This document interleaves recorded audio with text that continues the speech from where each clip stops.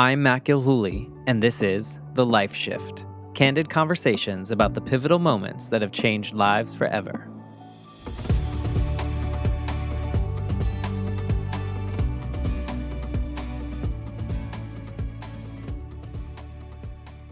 Hey everyone, welcome to day 26. Is that what we're on? Day 26 of 30 days, 30 episodes of the Life Shift podcast. This is a bonus series in which I am challenging myself to show up every day for 30 days in November to talk about something, a little topic or something that I found on a question list or something that just came to mind randomly. Sometimes it's a deeper conversation. Sometimes it is a surface level or just a throwaway little thing, but the challenge has been very interesting. And I think on the final day, I will probably talk about how I feel about the whole thing. But overall, I think it's a really great thing for me. It's kind of tanking my analytics because the more you put these episodes out, the less likely someone's listening every single day, which then brings down the number of listens and then the average and all those things. But that's okay. I'm an indie podcaster, so it doesn't really matter. I don't have these big companies that are backing me that are expecting certain things. So thank you for listening. Thank you for coming along this ride. If you are listening in the future, hello future. Thank you for listening at the time you are listening. So today I am going to talk a little bit about therapy because this is something that someone suggested to me and I thought it was a good concept.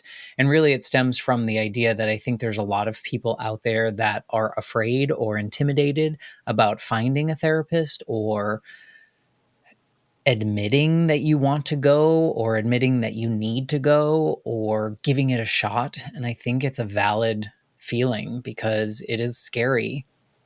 But I think once you are able to kind of admit is a strong word, acknowledge that you might need some outside help outside of what you're doing for yourself, I think the world opens up a little bit more and it makes you look at different things in new ways, I guess. So for me, I feel like I've told everyone on the podcast that like my grief journey with my mom was like 20 years.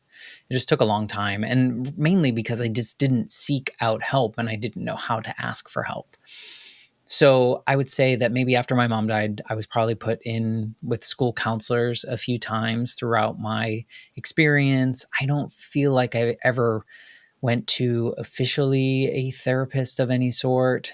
I don't think there was any kind of intent there. And I definitely know that in my teens, I didn't do that.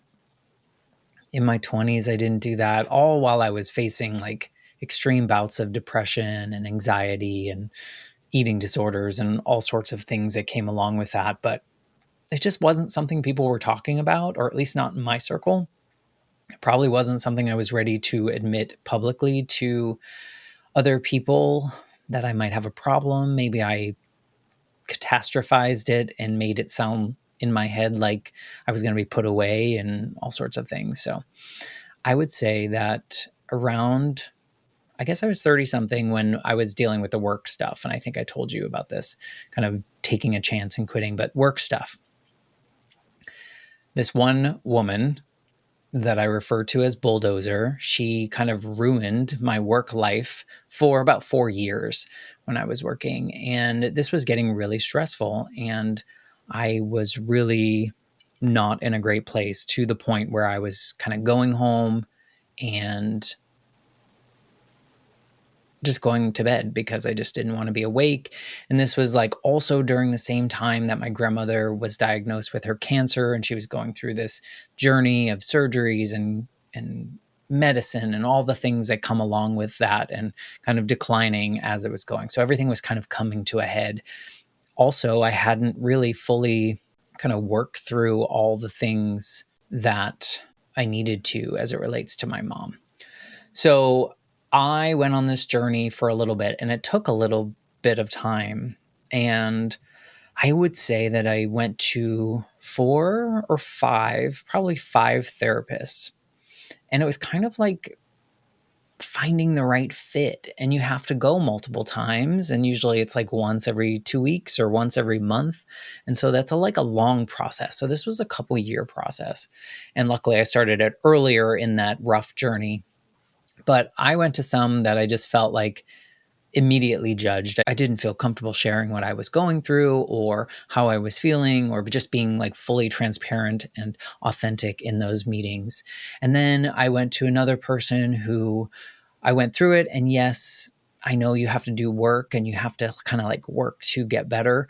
But this particular person felt very regimented, which would make sense for this type A version of me.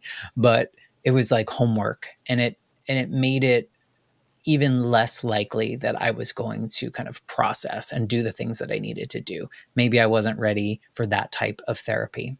And then I, tried with this was rough. I tried with a psychiatrist, which can also prescribe medicine. And I thought, okay, well, I'll try this. Wow, that was not for me. That was something that I was not a fan of. And that was a long period of time, because with the medicine, you kind of have to like ramp up into it. And then you can't just stop it cold turkey, at least not the kinds that I was given. And so you have to like ramp down and then ramp up into new ones.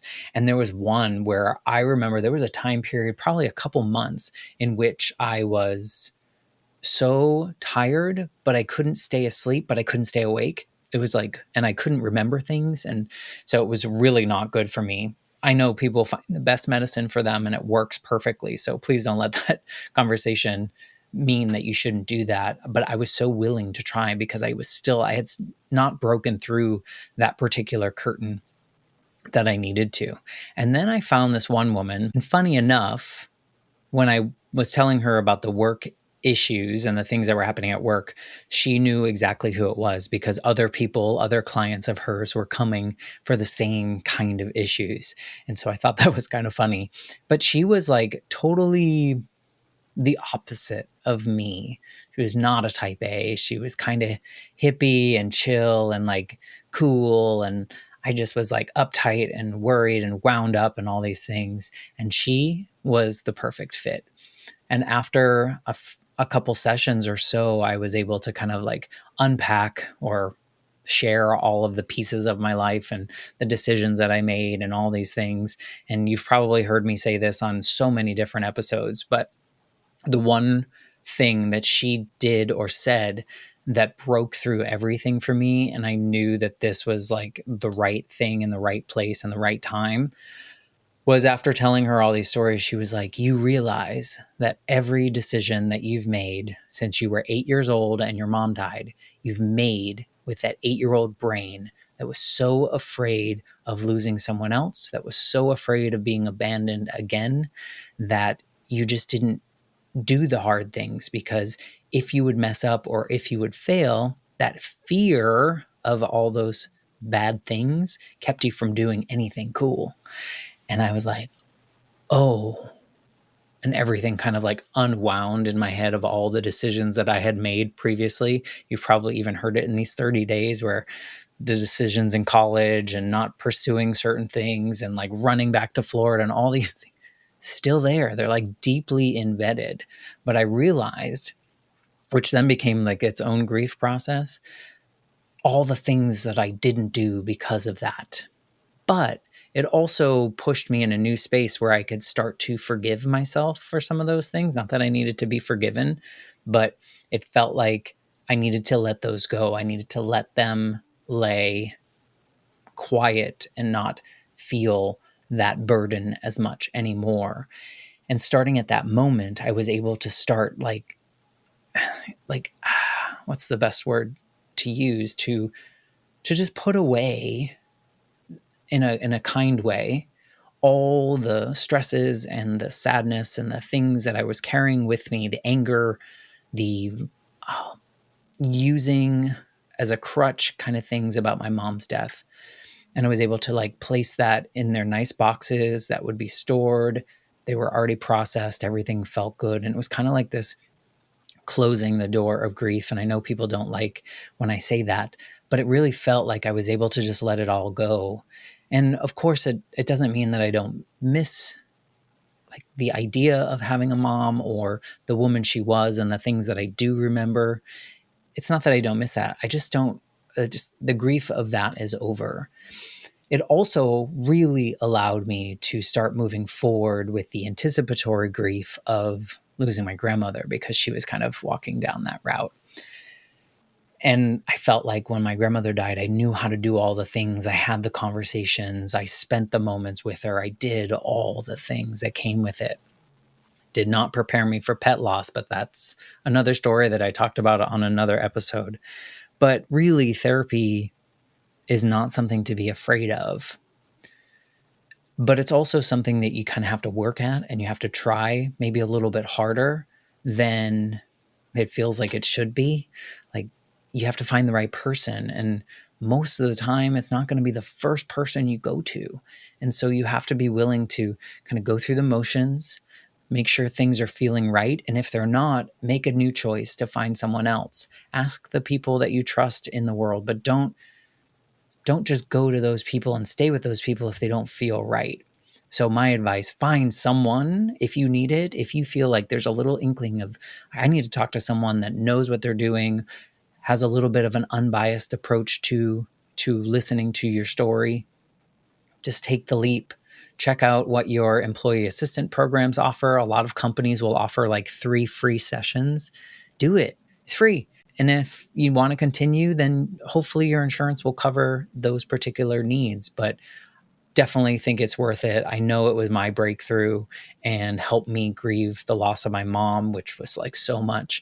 And really, I guess, brought me to the Life Shift podcast. So if you are on the edge, do it. Call someone up today. Try them out. If you don't like them, try someone new. Don't give up on that. And that is day 26 of 30 days, 30 episodes of the Life Shift podcast bonus series. I will be back tomorrow for day 27. We're gearing up for Thanksgiving here. And then the end of the month is coming up. So thank you for being on this journey, and I will talk to you tomorrow.